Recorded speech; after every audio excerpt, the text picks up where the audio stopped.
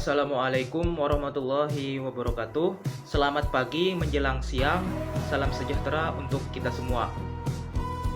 Perkenalkan, saya Muhammad Zainuddin sebagai moderator ingin membuka materi dari mata kuliah Komunikasi Pemerintahan dengan materi kami yaitu menjelaskan definisi komunikasi pemerintahan dan perbedaannya dengan komunikasi politik.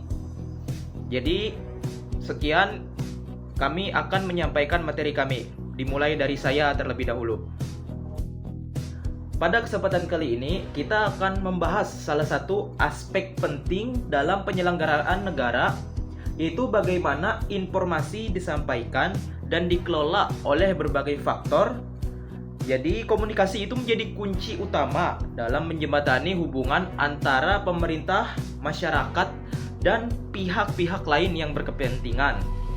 Jadi tidak hanya sekedar menyampaikan pesan, komunikasi itu juga sebagai berperan dalam membentuk pemahaman, kepercayaan hingga partisipasi publik dalam proses pemerintahan. Jadi akan dalam praktiknya itu istilah komunikasi pemerintahan dan komunikasi politik itu sering sekali digunakan secara bergantian. Padahal keduanya itu memiliki perbedaan yang cukup berbeda tapi masih mendasar. Oleh karena itu penting bagi kita untuk menerima dan memahami terlebih dahulu apa yang dimaksud dengan komunikasi pemerintahan serta bagaimana perbedaannya dengan komunikasi politik. Jadi, sebelum kita memasuki materinya, izinkan teman-teman saya menjelaskan materi berikutnya. Baik, di sini saya akan menjelaskan fungsi dan tujuannya komunikasi pemerintahan, yaitu mencakup pengiriman pesan seperti regulasi, program pembangunan atau gagasan negara guna mempertahankan hubungan baik dengan masyarakat, menyampaikan tugas secara efektif di organisasi, serta mempengaruhi perilaku birokrasi dan publik demi kelancaran pemerintahan. Nah, di sini akan dilanjutkan oleh teman saya.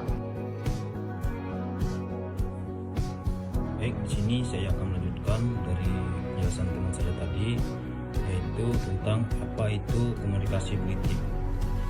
Komunikasi politik adalah proses penyampaian pesan politik oleh aktor seperti pemerintah, partai, dan tokoh kepada masyarakat melalui media untuk mempengaruhi opini, membangun citra, dan mendukung demokrasi di negara.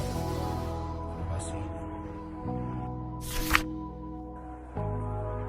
Sini saya akan menambahkan lagi, yaitu tentang fungsi dan proses komunikasi politik.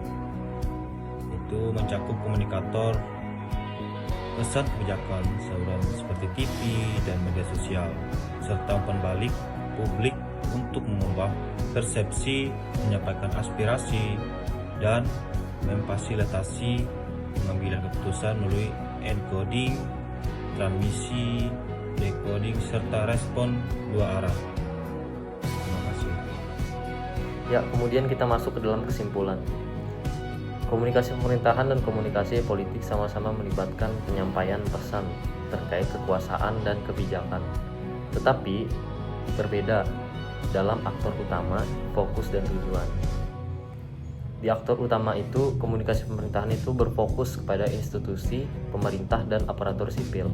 Sedangkan komunikasi politik itu lebih tertuju ke tokoh politik, partai, kandidat, dan aktor.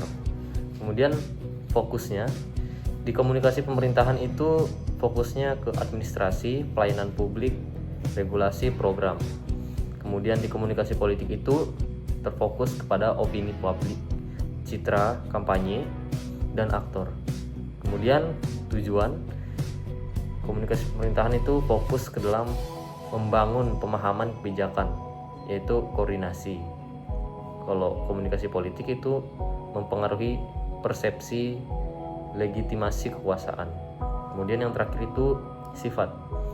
Di komunikasi pemerintahan itu lebih ke administrasi dan dua arah. Kalau di komunikasi politik itu lebih fokus ke persuasif dan strategi. Sekian. Baik, itulah tadi dia penjelasan materi dari kelompok kami, kelompok 16, tentang definisi komunikasi pemerintahan dan perbedaannya dengan komunikasi politik.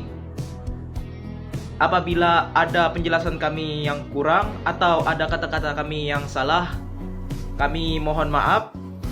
Dan apabila ada yang ingin ditanyakan, silahkan ditanyakan melalui kolom komentar. Jadi sekian itu saja yang dapat kami sampaikan. Terima kasih atas perhatiannya. Wassalamualaikum warahmatullahi wabarakatuh.